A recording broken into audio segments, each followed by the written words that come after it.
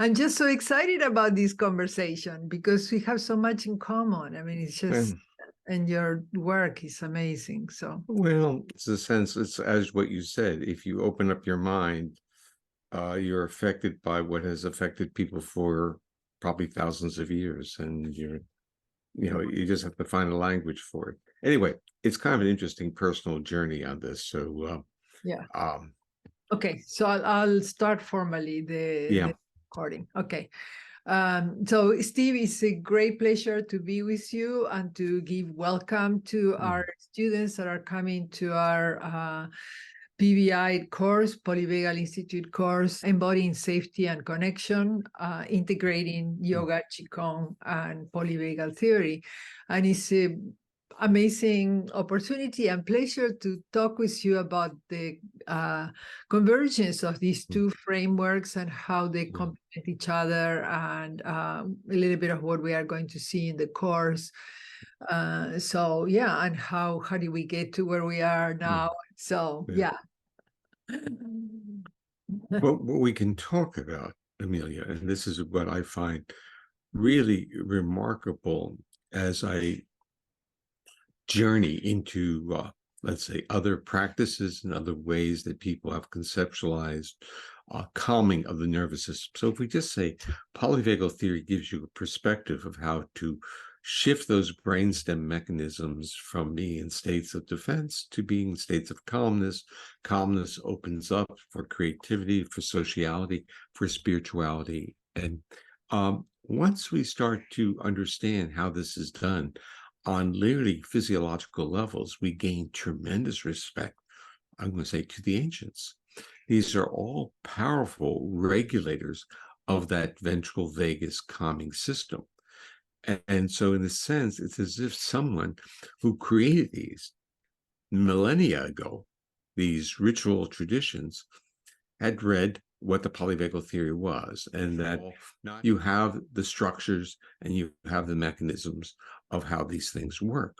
So you're stimulating, in a sense, sensory pathways that get to the calming vagus, of calming us down. And the beauty of that is that we learn that the whole context of a healing state, we can use words like homeostasis, or we can use the words like, my body is welcoming, or whatever we want to use, whatever metaphor. Our bodies heal when they are not required to be defensive. It's really a strange, it's almost like a Star Trek analogy of the Starship Enterprise, that if it goes into an area and needs to use its energy shields, what happens? It utilizes its resources and it can't maintain that for too long. So the energy shields work, but they can't maintain for too long. That's our defense systems. Our defense systems work. They're metabolically costly, and if we use them too much, our bodies crash and we shut down. Right. So that's what's so important about this course of bringing together the polyvagal theory and the techniques and principles from yoga and Qigong, which are about calming the vagus nerve and the autonomic nervous system by mapping side by side with the polyvagal theory and the neural pathways, the vital energy pathways of yoga and Qigong, and combining that with breath, with touch, with release points like we have been doing. And it's very effective also with some guidance. And so going directly into the experience of shifting from a state of anxiety to a state of safety, and then somehow registering that in the body, opening oneself to actually be in the present moment and experience it, and keeping that memory so that one can come back to it as we practice. So the course is going to be 9 live Zoom classes through all the Sundays of July and August, and there will be homework in the meantime to practice. It's very much an experiential course, so that people that attend the course can experience this transformational journey of working the nervous system with the breath and with their life, with their daily life. Because like you were saying, when we go into these states of threat, danger, risk, uncertainty, well, even in neuroscience, they say, well, the amygdala grows and then it hijacks the prefrontal cortex. And it's true, you cannot at the same time have clarity for taking a skillful decision or even a creative decision to a problem, and at the same time be under agitation and by flight or fear or whatever. So is how can we work? How can we identify? That's what the course is going to propose. How can we identify when the triggering is coming up and how to work with it, how cultivate the resources and turn on and off the responses of worrying, and then being able to let go of layers and layers of that worry or that closing up. So yeah, I mean, I'm very excited about the possibilities of this for healthcare, for self-care, even for education, because in education there is so much circumstances that bring a sense of risk and threat to the student when we are evaluating them with exams and all kinds of things. And then now the way I taught in Berkeley and I taught with my undergraduates and my older adults is to put them into experiential processes of knowing and learning and using. And what it did for many of my students and for me too is to connect this with our evolution. Everything you explained to us about our evolution as mammals and as humans, and how important is also this interconnection, and to experience that safety and connection to ourselves, to our system, to trust our body, to trust our life, to trust our journey, even with the challenges, especially with the challenges, and integrating all that. So yeah, I'm just very, very happy with all your findings. So Amelia, but I want you to really respect what you're bringing into the course and what a lot of people want and actually often ask me, and I'm limited in what I can provide.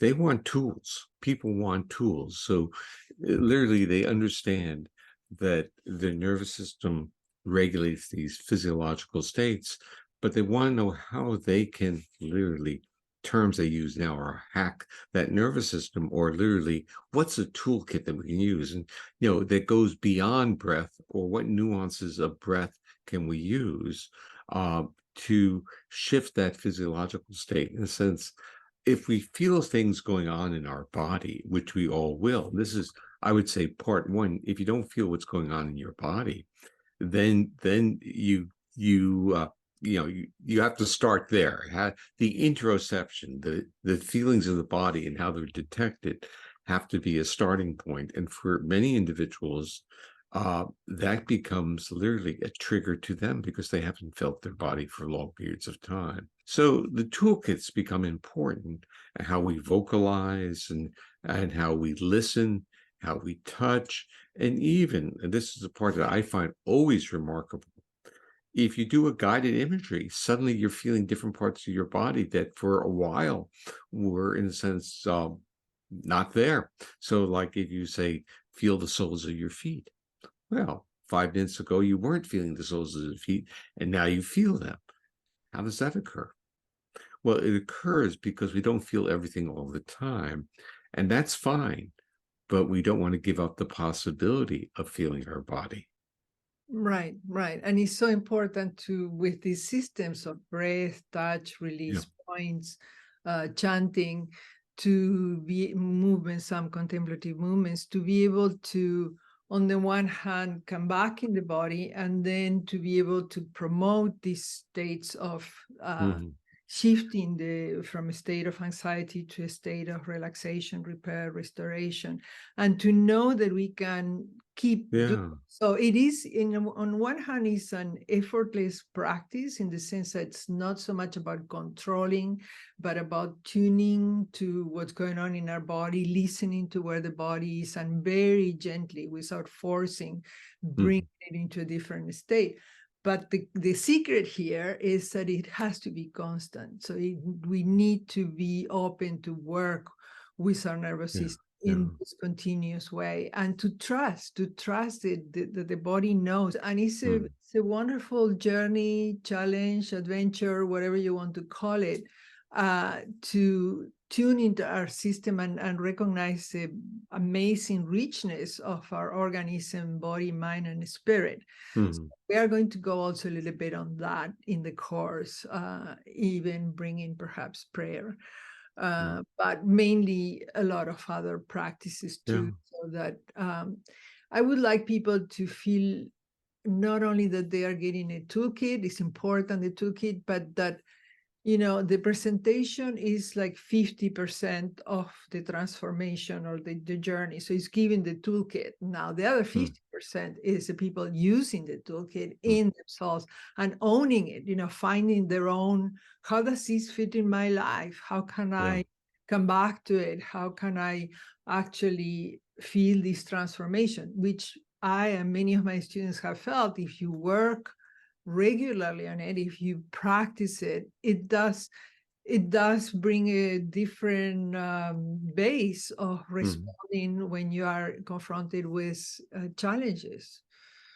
I don't know if you have also experienced some of that. I mean, we have practiced a little bit together, and you seem to like it. No, I always enjoy it. The part is that we're respecting the body's own organizational properties, its ability to organize information. And when we even use, I would say, the metaphor of relaxation, underlying that long historical concept of relaxation was that if you get the body out of states of defense, it will know what to do. And so the part that I would like to kind of emphasize is that the practices that you teach and you do are literally, from a polyvagal perspective, neural exercises. And the more you do them, the easier they are for your nervous system to literally find those states. Or another way of putting it is, if you have autonomic flexibility, very reliable autonomic flexibility, you have mental flexibility. Now, that's not a hard sell, because if our body is locked in a state of threat, forget it. We have very limited psychological flexibility. So you can start seeing that this whole system of regulation of our autonomic nervous system changes when we're under, let's say, threats or stressors, whatever term we want to use. Now, the interesting part on this is, can we reverse this? And that's part of what we're working on now. Yeah, the neural exercises. We're talking about literally, this is your work. We're talking about neural exercises, so that when you are labeling it in terms of breath or touch or chanting or movements, you are literally creating the structure of a neural challenge to that system. Now, whether we call it chi or prana, it doesn't really matter. And what matters is that we can challenge the system, and we have a sensation of its own recovery. And that is really, because that's another neural exercise, because that's teaching our body greater interoception, the feelings of the body. And this brings us on the entire tour, what the course, I believe, is going to be about. And as I said, I think it's about strategies of re-embodiment. Right. And we are going to have a lot of materials from you, articles, videos, a lot of practice from the yoga and Qigong with traditions, so that people can practice during these 8 weeks and see the transformation, and also understand it, make it theirs.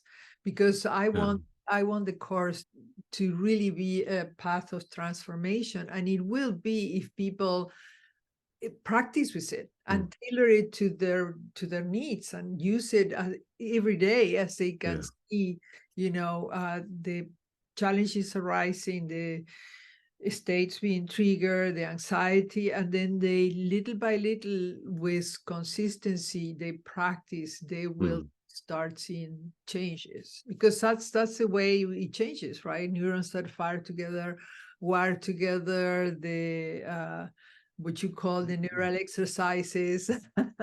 Yeah, all we're both saying is if you welcome it, your body will enjoy it.